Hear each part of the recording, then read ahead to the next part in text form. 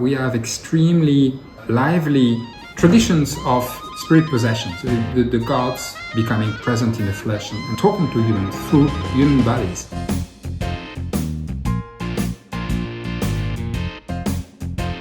So Vincent, thank you very much for agreeing to do this interview. We are in Xiamen at the Minnan Buddhist Institute.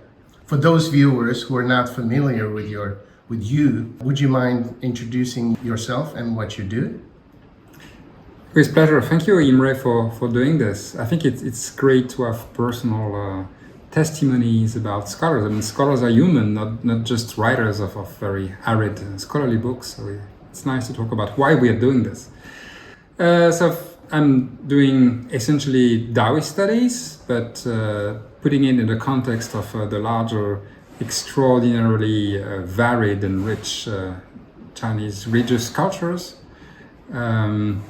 I've been doing different topics, different time periods, using different kinds of material over the last 30 years.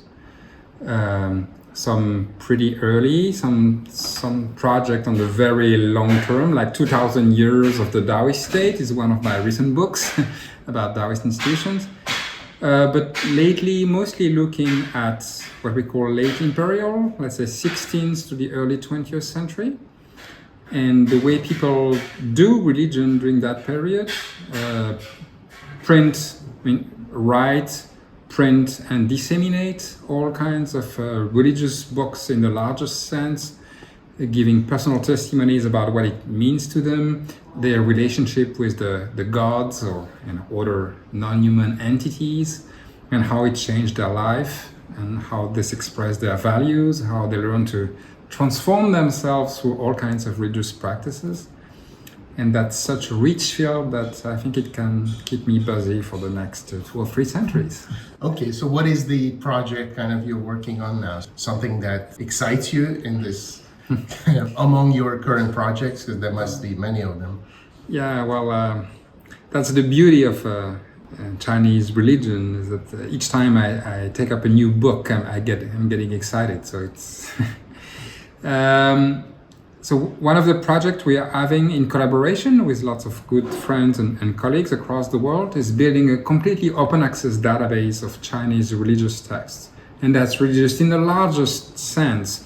We have very orthodox Buddhist and Taoist scriptures, but also all kinds of local popular productions, morality books about the good life, books about meditation and self-transformation, stories about the gods, so all kinds of things. And these books are now quite widely available in libraries and online, but too few people still use them because it's just like a new continent and we don't have a map for exploring this new continent. So what we are doing with friends and younger scholars is just doing this preliminary mapping.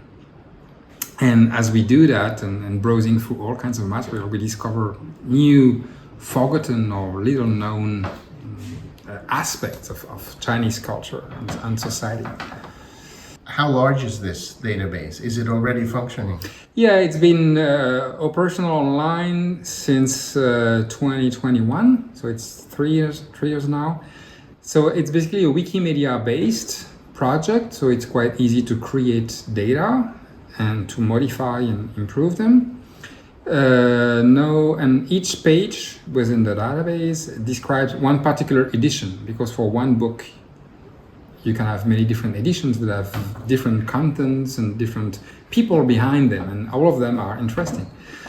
Now, as we talk here in beautiful Xiamen in August 2024, we have about 4,200 editions that are documented, but this is just the small tip of the iceberg. I mean, this is growing by the day, and hopefully in a few years will be over 10,000 and then 20, 30,000, and there is no end in sight. I mean, there are so many books that are waiting for us to open them and describe them, and so many books that's still waiting in some dark corner of a library or private collection. Okay, so it's going to be something comparable or maybe even bigger than these Chinese Buddhist canon databases. Yeah, of course, it's really quite different. So by the way, for those who are listening and interested in having a look, it's called CRTA, Chinese Religious Text Authority, because this is not a database of the full text. You cannot search the full text. There is just too much, right? We're describing everything, so we cannot provide full text for everything.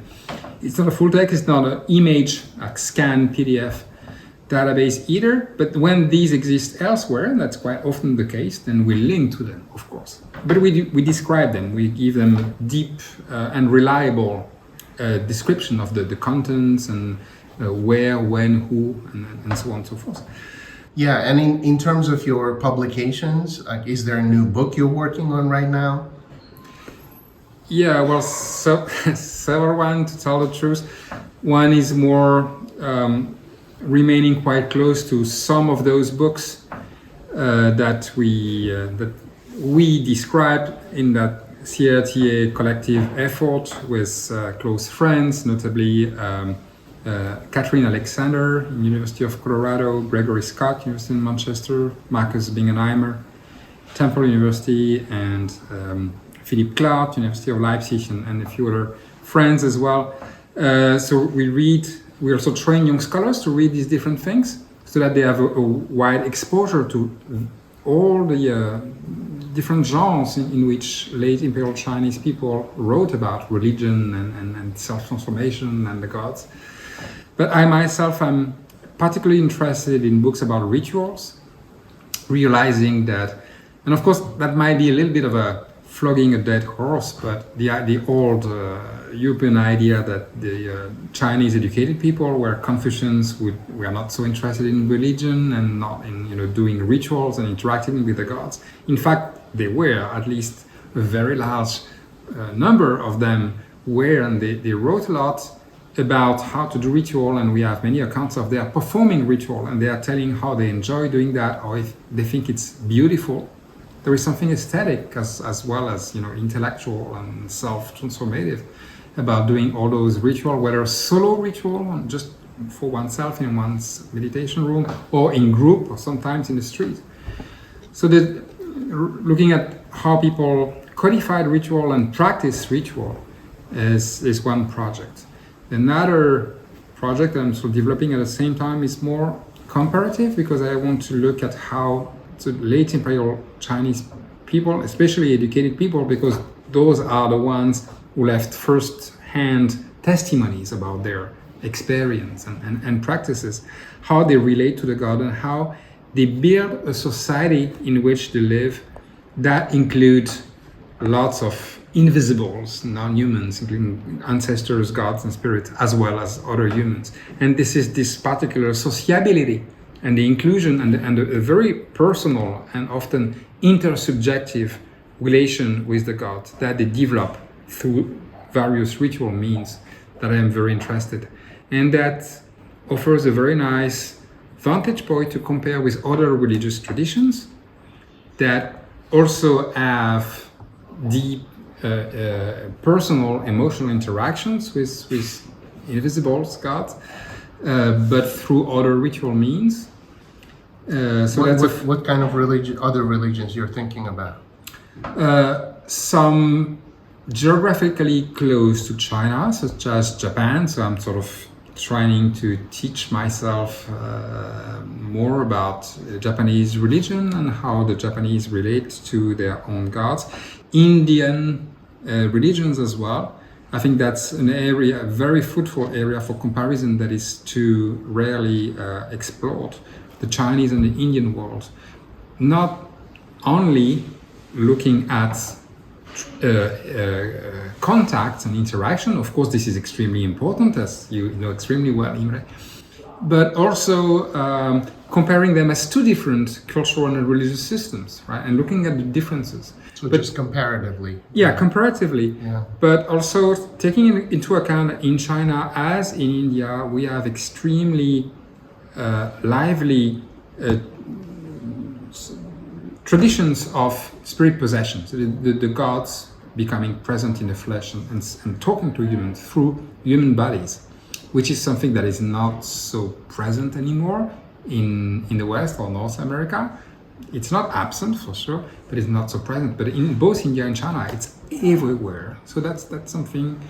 When thinking in the relationship between humans and non-humans, that's something we have to take into account. That it's something that is just an everyday practice in China and India, but on different terms. So that's one thing I would like to compare more. But also with European Catholicism, especially Latin Europe Catholicism, where people do talk with saints or the Virgin Mary on a rather intense level for some of them.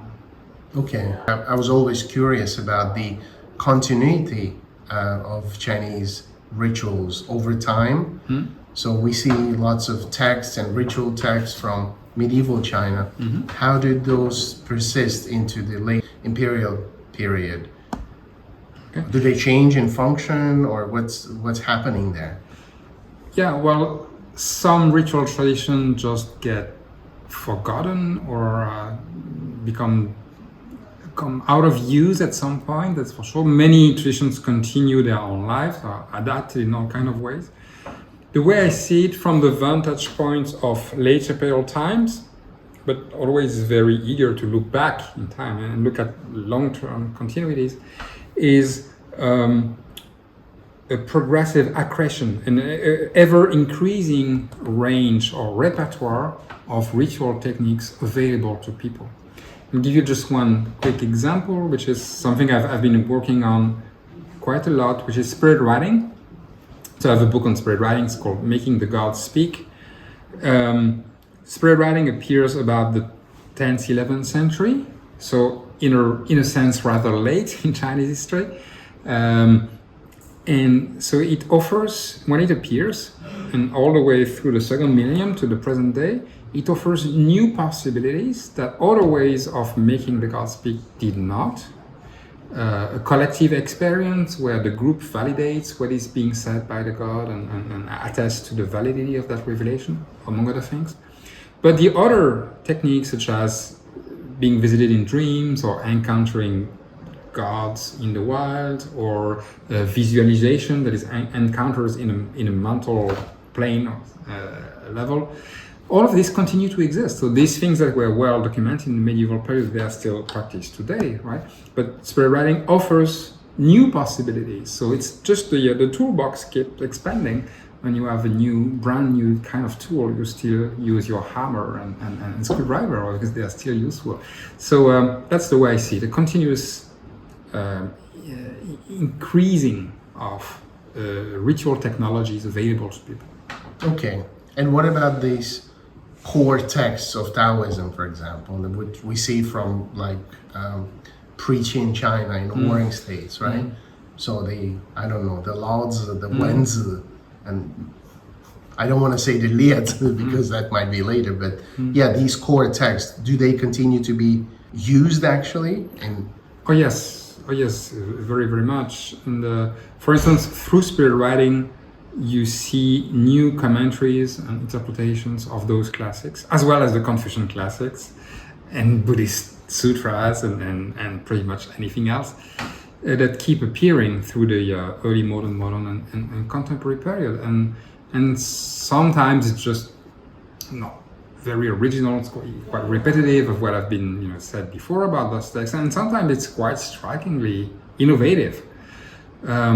So they are being read in a new way, they are being put to new ritual uses. Of course, the Tao Te Ching has lots of ritual uses, and that's why it's also so useful. The Wenzi not so much at all, but the Tao Te Ching for sure. Okay, very good. All right, well, we probably need to go back to eat dinner. So thank you so much for having this discussion. Thank you. And it was good to see you again. Thank you. Thank you.